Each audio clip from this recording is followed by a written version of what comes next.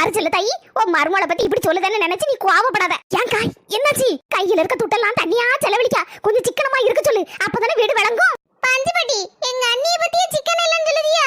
நேத்து என்ன தெரியுமா நடந்துச்சு எங்க வீட்ல? எம்மா, ஏன் இப்படி திருதிருன்னு முழிச்சிட்டு இருக்க? கேட்டியா மக்கா, காலையில இருந்து கொஞ்சம் வயித்து வலியா இருந்தல, வயித்து வலி மாத்திரை திங்கிறதுக்கு பதிலா தலைவலி மாத்திரை திங்க தெரியாம தின்னுபட்டபடி. மருமகளை கேட்டியா? எல்லாம் கேட்டுட்டு தான் இருந்தேன். இப்ப என்ன செய்ய மருமகளை?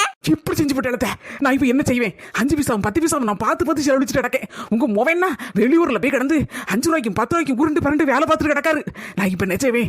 எது செய்வேன் கடவுளே? உங்களுக்கு என்ன, உங்க இஷ்டம் போல மாத்திரை தின்னுபட்டிய. அந்த தலைவலிக்கு மாத்திரை என்ன விலை தெரியுமா? நான் இப்ப என்ன செய்வேன்? எது செய்வேன்? என்ன தலையை பிடிச்சிட்டு ஒரு மாதிரி நின்னுட்டு இருக்கிய? மருமலை, தலைவலி வந்துட்டு. அப்பாடா, தலைவலி வந்துட்டா. இப்பதான் எனக்கு நிம்மதி.